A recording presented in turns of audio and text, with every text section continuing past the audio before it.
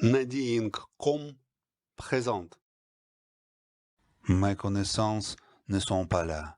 Nulle part. À mes oreilles, il n'y a qu'une consonance, rien de moins qu'immense. Indéniablement, c'est ça. Au reste, racontez comment.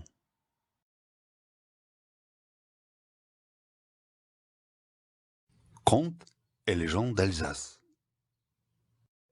Texte français original de Franz Bachmann.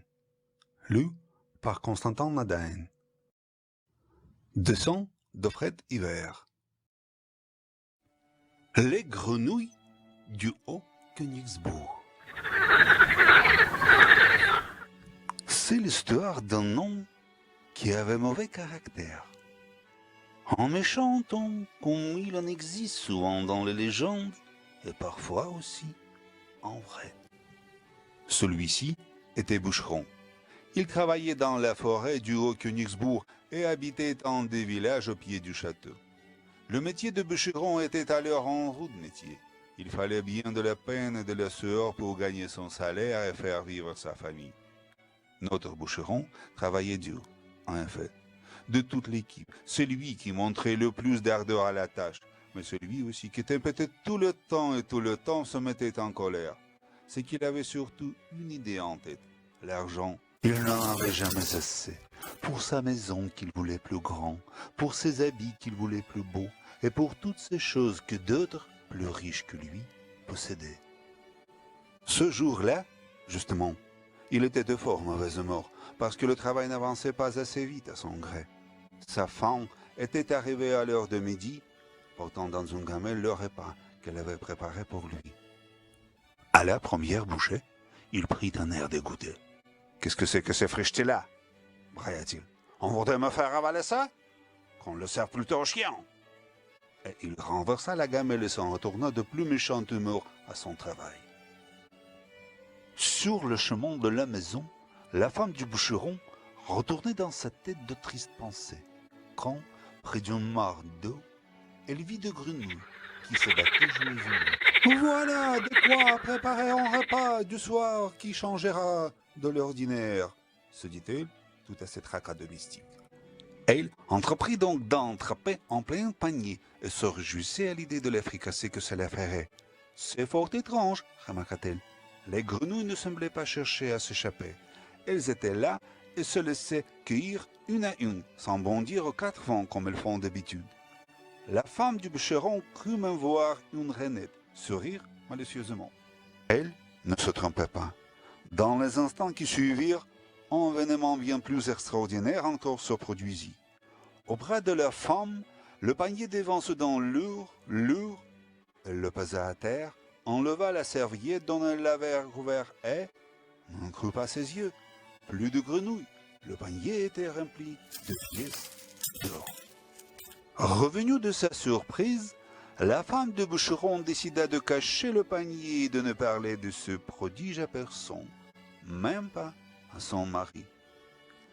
Comme on l'imagine, le bûcheron ne fut pas le dernier à profiter de la fortune nouvelle. Il aperçut hautement le changement qui intervenait dans la vie de la famille. La viande était meilleure et plus abondante dans son assiette. Du mobilier neuf faisait son apparition dans la maison.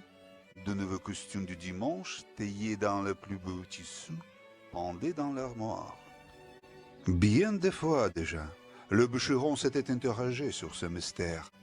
Il avait souvent questionné sa femme, mais celle-ci avait tenu bon. Elle n'avait rien révélé de son secret. Le panier de pièces d'or ne désimplissait pas. Jusqu'au jour où le bûcheron voulut savoir. Il n'eut de cesse qu'on lui révéla la vérité. Il en s'était tenté si fort qu'il finit par arracher son secret à son épouse. Maintenant qu'il savait, il voulait voir.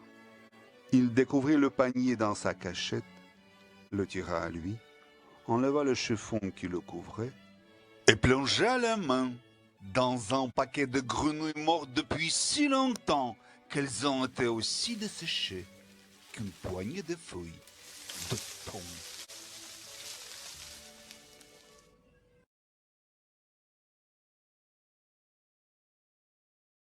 Épisode 2. Promenade de Nicolas. Texte original de Oleg Grigoriev.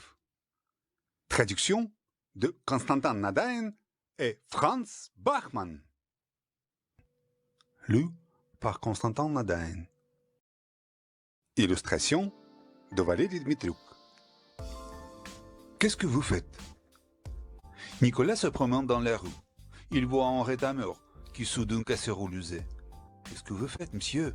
Demande Nicolas. Je creuse un trou, répond le rétameur. Nicolas continue son chemin. Il voit un rémoleur qui affûte des couteaux. Qu'est-ce que vous faites, monsieur? Demande Nicolas. Je creuse un trou, répond le rémoleur. Nicolas continue son chemin. Du coup, il voit un terrassier qui creuse un trou. Monsieur, est-ce que vous creusez un trou? J'affûte des couteaux.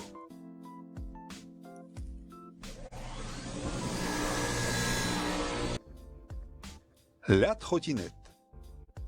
Nicolas se promène dans une allée du jardin et voit une trottinette, toute neuve par terre. Pneus en caoutchouc et pédale sur la roue arrière. Celle-ci me conviendrait, se dit-il. Il se dit de cela, il fait 3 pas, arrive un vieil homme. Pourquoi, dit-il à Nicolas, veux-tu t'approprier une chose qui est à autrui? Fort surpris, Nicolas s'arrête net. Moi, dit-il, j'ai juste pensé, je ne désirais pas me l'approprier. Si elle n'était à personne, ce serait autre chose. Mais peut-être n'est-elle à personne, continue le vieil homme. Prends-la, et va-t'en. Ayant ainsi dit, il disparut. Nicolas regarde tout autour de lui. Il n'y a personne. Il s'assied sur le banc en face. Il est assis. Avec un hippopotame sur le bras, survient un petit garçon. « Monsieur, donne-la-moi pour faire un tour. »« Si tu veux, » dit Nicolas. Le garçon a fait un tour, il ramène la trottinette à Nicolas et il s'en va. D'autres enfants arrivent, chacun fait un tour et remercie Nicolas. Seul Nicolas ne profite pas de la trottinette.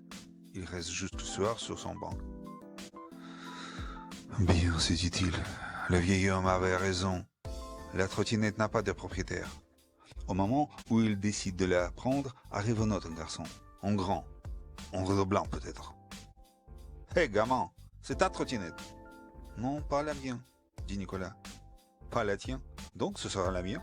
Je l'ai perdue ce matin. » Il prend la trottinette et s'en va avec.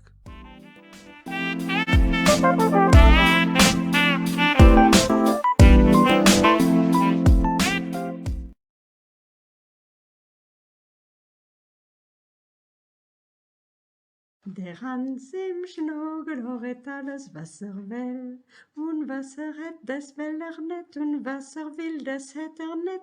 Der Hans im Schnurgelloch hat alles Wasser will. Der Hans im Schnurgelloch hat alles Wasser will, und Wasser sagt, das denkt nicht, und Wasser denkt, das sagt nicht. Der Hans im Schnurgelloch hat alles Wasser will. Der Hans im Schnurgelloch macht alles, was will, und was macht, das soll nicht, und was soll, das macht nicht. Der Hans im Schnurgelloch macht alles, was will. Der Hans im Schnurgelloch geht an, wo will. Wo ist, da bleibt nicht, und wo bleibt, da gefällt's ihm nicht. Der Hans im Schnurgelloch geht an, wo will. Jetzt hätt der Hans satt und ist vom Elend matt. Lava meint, er kann nicht und starva sagt, will nicht. Springt zum Fensternüs und kommt ins Narrenhüs.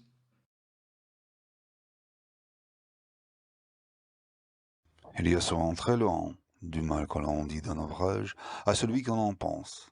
Le trait qui nous poursuit, le mot qui est importun reste enseveli dans le cœur, pendant que la bouche se venge en blâmant presque tout le reste.